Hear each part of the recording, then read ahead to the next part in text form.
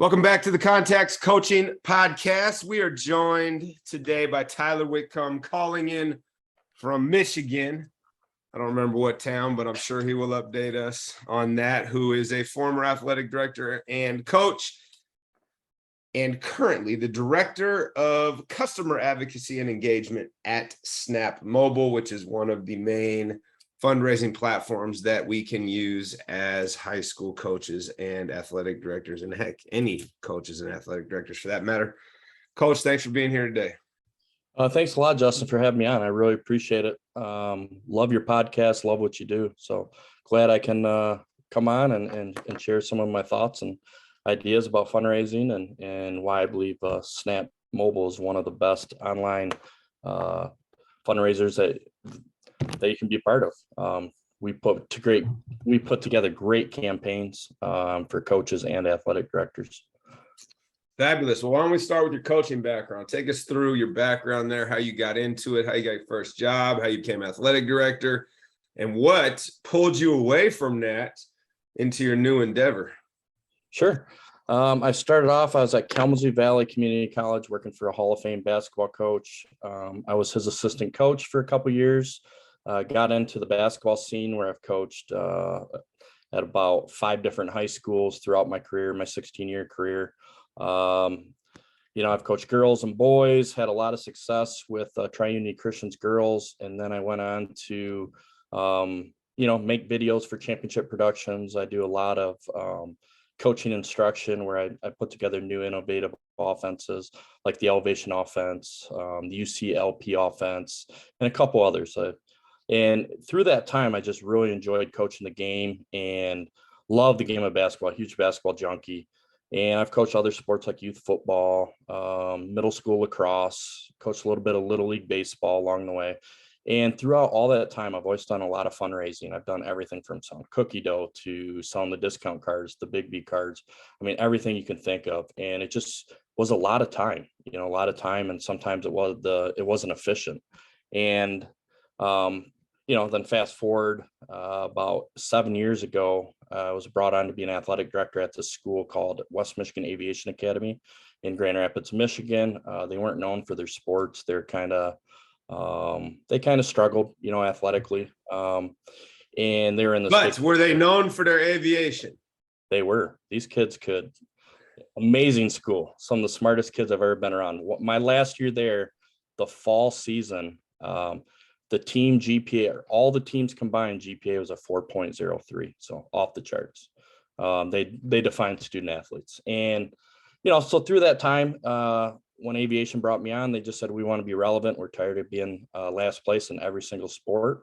I went on and learned from other athletic directors, studied up, read about as much as I could of being a good athletic director. It was my first job. I've had a little bit of experience as an assistant AD and came in there, tried to make some changes, and things were happening right away. I was blessed with having a really good staff, good coaches. And I thought the one thing that I could really change is being able to create that brand awareness. So we did it by, updating our website, social media. We were a big presence on social media. We had the best graphics. And then I knew we needed to fundraise. And that's what led me on to Snap Raise. At the time, we had a rep come in and he worked with our robotics team and they raised $5,000 really quick. And I was blown away at the time and how efficient it was. And so I tried it for basketball because I was athletic director and basketball coach there. And again, blown away, $5,000 really quick.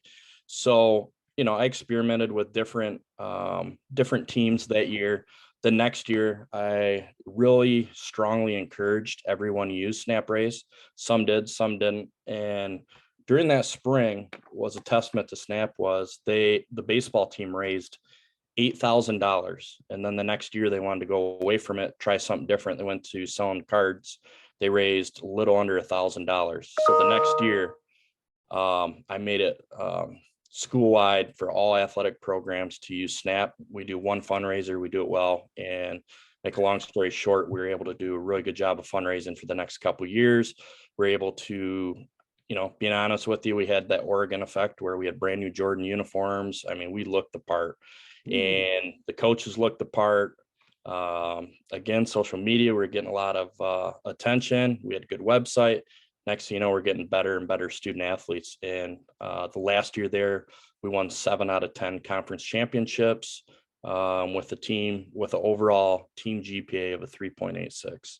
So aviation was very successful. And again, it wasn't just me as an athletic director. It was, the team approach. We had great coaches, we had great staff, great admin, but a big part of it was SNAP. I ended up going to another school, actually 2 more schools along the way. I used SNAP right away, and at both those schools, it just created that advantage as an athletic director. I had funds right away. My last school, Martin, that I was at, Martin High School, we raised 20,000 in the fall, and it was a small school. Going to AD conferences now with my new title, I go to AD conferences, work with ADs, and one of the ADs in Chicago raised over 700,000 in 1 year. So I'm just a firm believer. And when the opportunity came to work for SNAP, where I engage in the customers and I work with athletic directors. I've got a podcast coming out, a webinar series. We have newsletters coming out, and we just really want to be in that space where we can work with athletic directors, not just selling our products or pushing our products, but really helping athletic directors succeed. That 700 grand, that's huge. Wow. And I mean, obviously as you called it, the Oregon effect, where you look the part, people pay attention, which we know to be true being West Coasters out here. But let's dive back into the coaching aspect for a little bit here before we circle back to how SNAP can help people directly. But you mentioned you got hired as an AD after being an assistant AD. And I'm always curious, as much prep work as we all do and as much experience as we all have, what is it that you realized right away that you still needed to figure out when you slid over into that AD role, besides needing to fundraise? What other things caught you by surprise that you can shed a little light on for other people potentially sliding into that chair?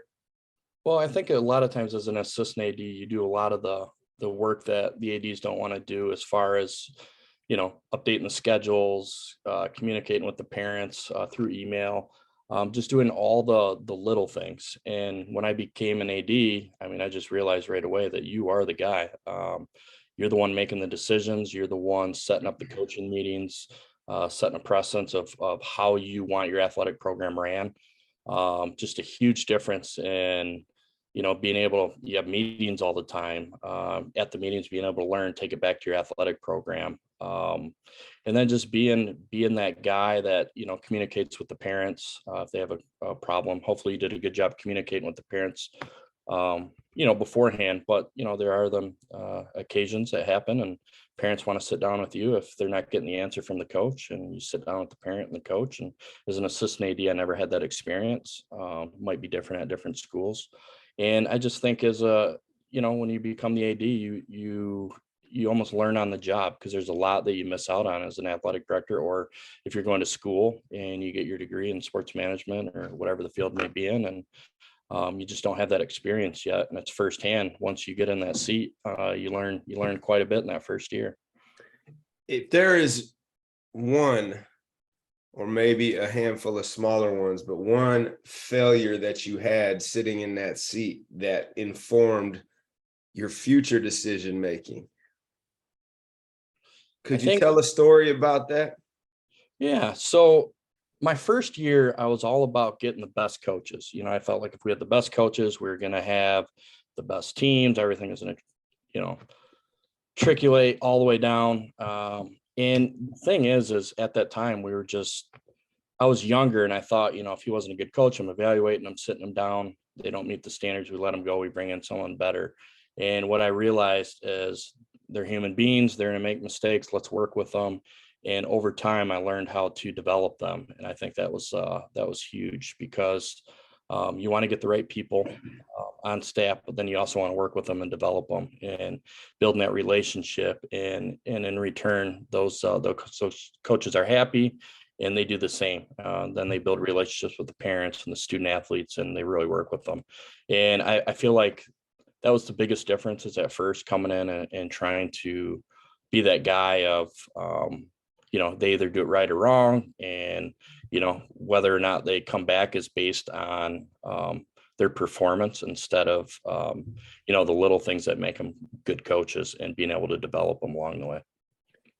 When you say that you took an interest and focused on developing coaches, what does that look like? How would you offer up not a in-depth program, but maybe some broad strokes on these are the things you really want to focus on as you're developing coaches that are mission appropriate for your school site? Well, during the evaluation process, we like to get out to 2 practices a year, sometimes more, depending on, where you're at with that coach. Get out to some games, take some valuable notes. And then when you're sitting down with them, you'll have a game plan of where they need to work, some improvement areas. And then what I do as an AD is I'm one of those research type guys where I'm always looking at ways to develop them in them areas. I'll send them emails of stories, send them interest. Like if it's X and O's, I might send them a video. Might send them a couple resources that can really help them improve. There's clinics, there's conferences that they can go to. And I'm just constantly sitting down with them and working with them and just trying to have them take that ownership of, what it takes to lead a whole program and what they can do to keep improving along the way while having fun. I mean, coaches also got to enjoy the position as well. You also mentioned that you weren't just a basketball coach, but that you coached lacrosse, you coached football, coached some baseball. What would you say is the best thing you were able to steal from one discipline and use in a different discipline throughout your time there, either intentionally yourself or you watched, I don't know, your women's soccer team play and realized that you could appropriate something from them or a similar team that wasn't your primary sport at the time? Sure. I think if you can coach one sport, you can coach a lot. There's a lot of, besides the X's and O's, a lot of, mission statement, being able to work with your team, setting that precedence of, what's appropriate, what's not, being able to take that same discipline and being able to use it in all sports.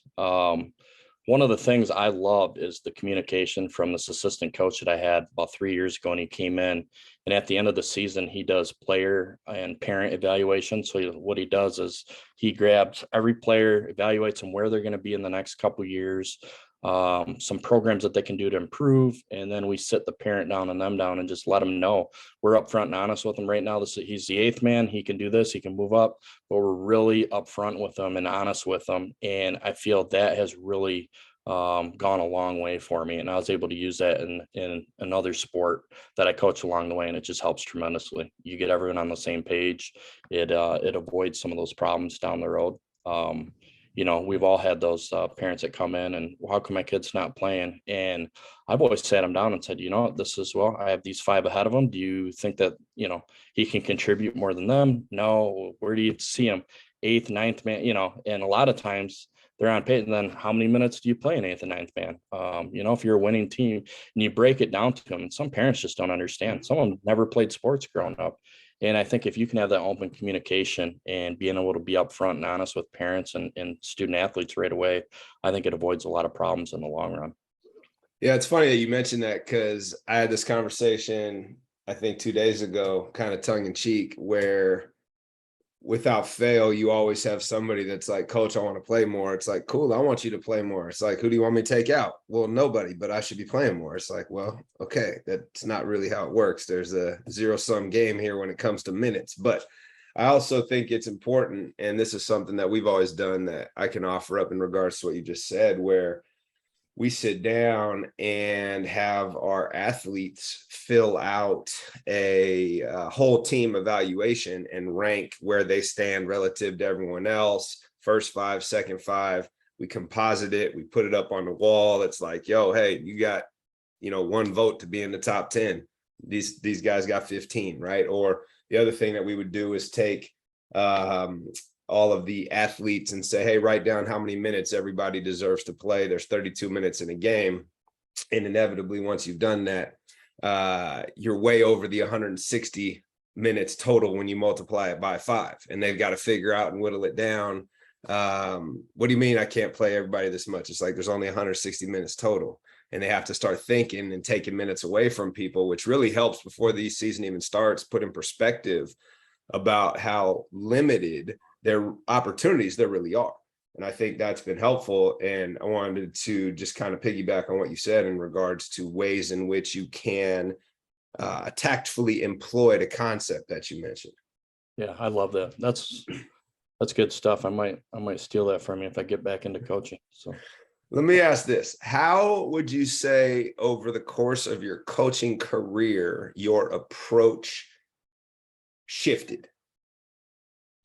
Quite often, to be honest with you, because the game changes all the time and kids change. And just think over the 16-year period, every 3 or 4 years, I would, gradually improve in some area. I would look for an area where I'm not doing well and keep trying to improve and try to research and try to get as much information as I can so I can improve in that area.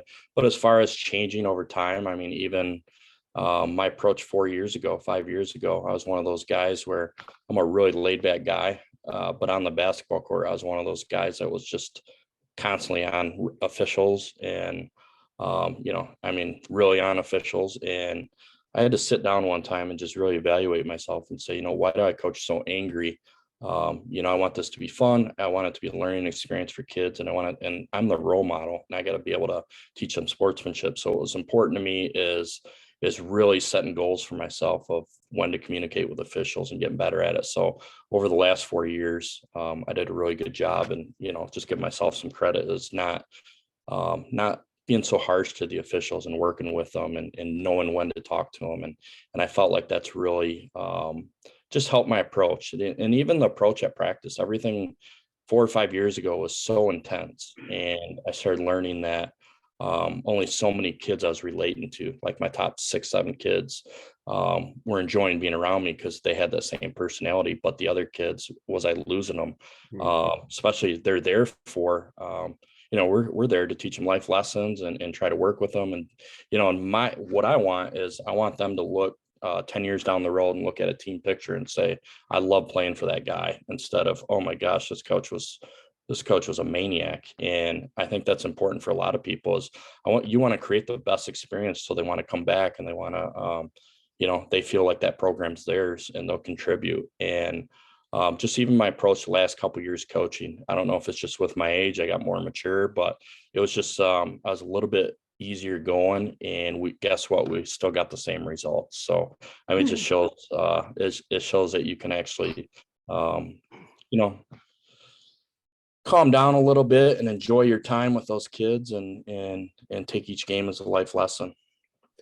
Yeah, I mean, it often brings us back, or it does bring us back to the question of what does it feel like to be coached by you, right? When we're young, it's not really something we're that concerned about, but as we get older and you start thinking about what you just mentioned is having people look back, it factors into how we want to approach things. And the other thing you mentioned was about the officials. And again, as people evolve, it makes me wonder, in your time as an AD, as your time as a coach, 16 years, your time working with a bunch of schools right now through Snap, have you ever seen an official change a call based on the coach berating them or yelling and screaming at them?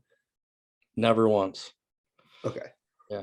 I just wanted to check because I haven't either. And yet it still amazes me the way in which some of us interact with them, and we will make comments. And this just came to me. I've never thought about this till you said it, but we'll make comments about how we have parents and fans and people that are spectating that are off their rocker, some of the things they're yelling and screaming from the stands, yet often we're not looking within as to some of the things that we are saying to the people that are there to help facilitate the game for our athletes so that they can even play. Absolutely. What is the best thing you have seen coaches do to create an atmosphere that's actually functional rather than combative? I think a lot of it is just having that open approach in the beginning of the year and talking to the team about how you're going to do things. to me, it was always, we're going to play so hard, we're going to knock our opponent down, but guess what? We're going to help them up because we're good people. It's just competition. And we're going to treat the officials like how we'd want to be treated. It's tough. And that was something that I was always good at, is really communicating with the players that we will not talk to officials. And I never really had problems with that. It was just mainly me, over the years. And I just felt there was one time where I kind of degraded a referee. It was an awful call. It was towards the end of the game, and I felt like we lost a game to one of our rivals that we should have won, and kind of gave the game away. And there's a lot of bad calls towards the end, but I mean, even watching the video later on, but you know what? It happens. It's part of the game. And I saw the guy at the store, and at first we were, looked at each other. We both realized that we know each other. And then I ended up seeing him in line later, and we ended up talking, and he's the friendliest guy I've ever met. We just sat down, and then from that day on, I was like, you know what? These guys are human beings. They're trying their best. It's all about building that connection and that relationship with officials as well. And it's important. Especially as an athletic director later on. I mean, you have certain officials that don't want to go to your school because of certain coaches. And, that was always the communication in our coaches meetings is, you want to be able to build those relationships with, opposing coaches in the league, because it's all helping each other, helping these student athletes along the way, and working with these officials. So they want to come to our school, and they want that good atmosphere. So then they're going around in the community talking about how well we do things. Yeah, it's funny. One of the things that I believe coaches and parents think happens during their comments or their conversations or their shouting, or insert whatever words you would like to there, is they think somehow they are shifting the game in a particular direction that is positive for them, but often it's the opposite. And something I learned at PGC basketball years ago was, treat refs like they're honored guests, right? So they show up, it's like, hey, here's water. Do you need anything? There's a place for you to change. I have my players go up and introduce themselves. They know the referees by name. They have conversations with them before the game. And it's not necessarily going to have a positive outcome, but it's definitely not going to have a negative outcome. Because I sit there and think about it, and I've said this all the time, like, man, I can't wait till I retire and I get a chance to ref, just so that I can have some conversations with people that they're not necessarily going to like. It's like, go ahead, you want to keep doing that? This will not turn out well for you. But that's not really what the job is, right? The job is to officiate. It is to referee and allow the athletes to play. But it's like you mentioned, you run into this guy at the store and he's the nicest guy in the world. Well, most of these people they don't make any money. They're doing something because they're trying to help out. And we should treat them like guests that they are. We played this girls team about 4 years ago. They're in our league, and I thought it was cool. Is after the game, they all had letters for the ref and gave it to him. I've never seen that, and I was like, that's kind of cool. The referees enjoyed it. You could tell it made their day. But I mean, you're right. You treat them like guests, and they're going to want to keep coming back, and they're going to speak highly of your school and your district and the community, and that's huge. Absolutely. Absolutely. Okay. Besides fundraising, what would you say is the best thing that you do in your program that creates the ripple effect on culture that you want it to? And this doesn't have to necessarily be basketball. It can be from an administrative standpoint, but it's something that's tangible that somebody could take away and be like, oh, wow, that's actually a really cool deal. I'm going to start doing that. With Snap Mobile is right now, we are really doing a good job of Press pause. I want to go back to your coaching. And I don't want to talk about fundraising yet. What is the best thing that you do as a coach or an administrator in your program that has a transformational effect on your program culture? Okay. The best thing that I feel like we've, me being me and my coaching staff, is being able to build a culture that kids are proud of. As an athletic director and as a coach, is being able to work in the community, help with different programs. But I've always felt like we've given back. We've done a good job of being respectful to opposing teams, to officials. And it's just that culture is everything to me, because that culture will stay with your program for years. And I talked about when I left my last job, it was due to the fact that I got remarried and I moved out about 45 minutes away.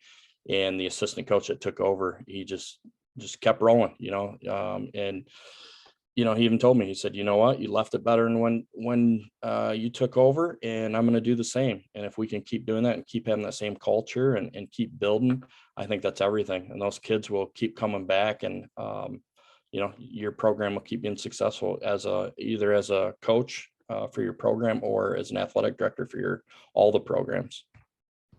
Love that. Leave it better than you found it. I think if we go through the world with that mindset, you're doing everything you can to improve the situation of others that are around you. And it's always a good reminder to do that. All right, let's go. One more question relative to coaching, and then we'll pivot into ways that SNAP can help programs enhance the experience of their athletes. What would you say? And it doesn't have to be in coaching. It can be in day-to-day life. It can be in parenting, whatever. But what would you say is the most recent thing you've changed your mind on? And what I mean by that is, look, I used to believe this, Yep. And now I'm over here, and here's why. I think a lot of it is just not committing to one thing. So by saying that is, let's even look at politics. Like, so many of us are right or left, and I'm just more learning to listen to both sides and being in the middle. And just, there's a reason, there's good and bad in both sides. And I think over the years, as it's helped me, is looking, thinking out of the box, but also being able to really listen to both sides and not even really forming an answer.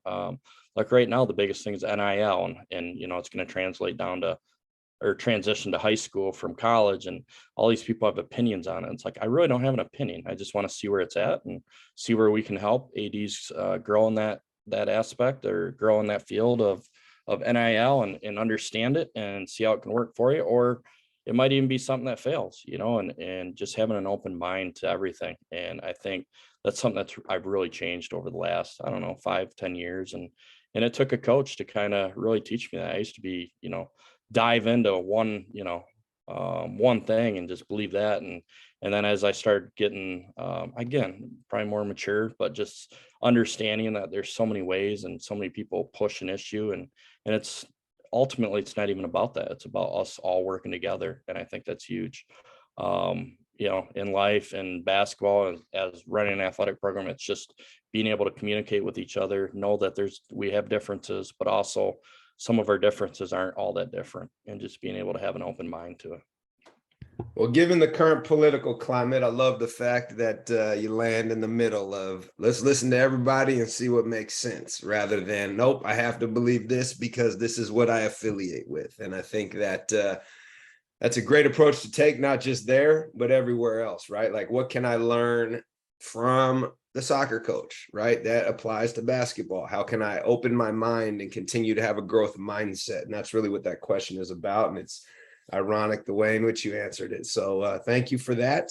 And what I would like to do is talk about how SNAP can help people raise money to enhance their program. But before doing so, I'm going to ask a few more pointed questions in regards to painting a picture for people that are unfamiliar with it, right? So what's the elevator pitch? What's the 10,000-foot conceptual overview of how it works? And then what are some success stories you have? You already mentioned a few here and there, but really to drill down into, why was that program able to raise 700 grand, right? Why was that program, able to raise, 3 in a week period, right? So just kind of scaffold for the listeners who've never experienced what this is. Hey, who are you? What's the 10,000-foot conceptual view? And then look, here are some very specific success stories that are big picture. And here are 2 or 3 that I directly have my hands on that I can speak to from experience. Sure. Well, SnapRaise, like I said earlier, we're the #1 online fundraising company in the world. We do a really good job of being able to be a coach's assistant coach. We come in, we build relationships with coaches, athletic directors, and we'll come in, we'll set up a time where we talk to student athletes about getting 20 emails in, and we put a video together of why we're fundraising. That video, it's real professional, but an email gets sent out with that video to all the possible donors. And we just sit back and every couple of weeks we follow up with the emails, and we do the best we can of maximizing the campaign. And along the way, what's really cool is you're not exchanging any money. So a lot of fundraisers, you're taking cash. Students are walking around with cash or checks. It eliminates that. It's safe and secure. So we have a third party payment processing company that we work with. So the money's safe, secure. And the thing that really separates us, again, it's just we do a really good job of, we've been doing this for so many years. I think we've raised $500 million since 2014 for other programs. And so we're experts in that field, and we keep getting better and better as we go. And I want to say a lot of it is just due to how we're continuously wanting to grow. We do have that growth mindset. I love how our reps get out in the field. They listen to the ADs and coaches, and they find the problems, and they come up with solutions to help them. Not just with fundraising, but we have a store. So, some ADs, I've done it before where, we'll do a clothing order, and then it all gets shipped to the school and you have to divide it. Well, we have a store where it's all the top name brands, where Nike, Adidas, Under Armour, and it gets shipped right to the person's house.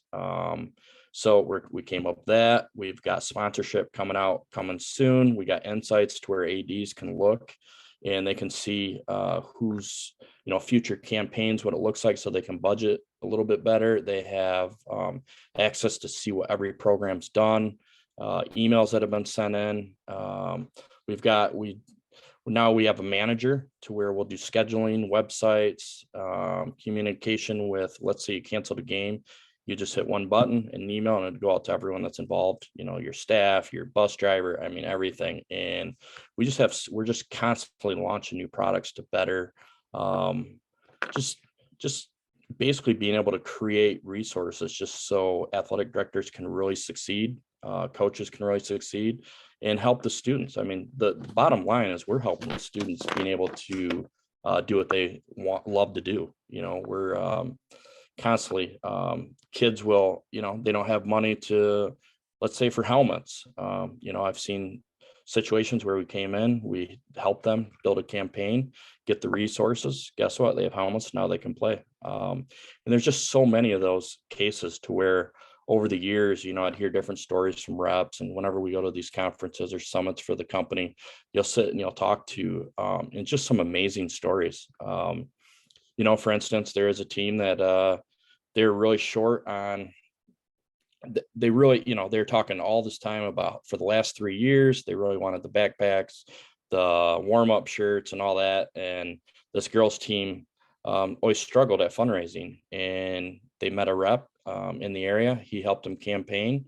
They raised the funds, and guess what? That team had exactly what they wanted. Not that that's, the story that you might be looking for, but it's just a short story of different ways that we can come in, we can help, and we deliver. That's one thing I can say is that's why I joined Snap. I was happy in my job. I love being an athletic director, and I just saw what they've done, and they've helped so many schools and so many kids. And I just felt, this is the perfect job for me. And that's why I jumped on board. Love it. Love it. Can you dive in here just for the listeners and tell us a little bit more, if you can, about how a team raised $700,000 in 1 year? Yeah. So it's a big school. It's a school in Chicago, and he was a guy that's very connected in the area. And what he did is he got everyone to buy into Snap because everyone saw it.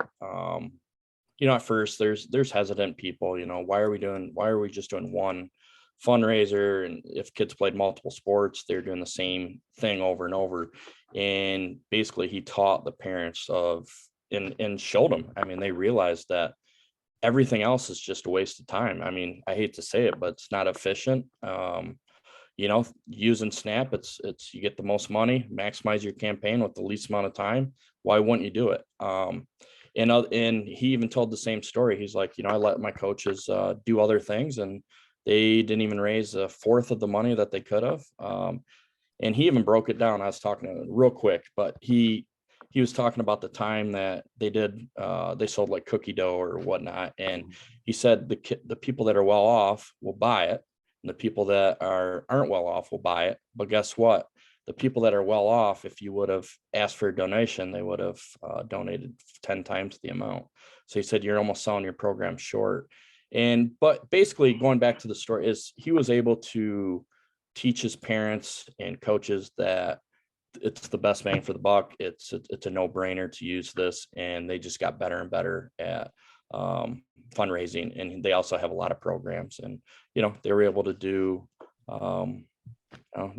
some big things. Their football program, I think, raised $33,000 in one campaign, and we've actually had other schools not raise as much as a school, but other programs raise even more than that. So, which is tremendous. Yeah. Crazy numbers. Well, let's share your contact info if anyone wants to get a hold of you before we sign off. All right. You can reach me at Tyler, TYLER.Whitcomb, WHITCOMB at snapraise.com. All right. Well, hopefully people get a little inspired here and want to do something for their program and reach out. Tyler, appreciate you being on today. Looking forward to putting this out there. And since you love the pod, hopefully you get us some followers in the Michigan area. Sounds great. Thanks again, Justin. All right. Take care.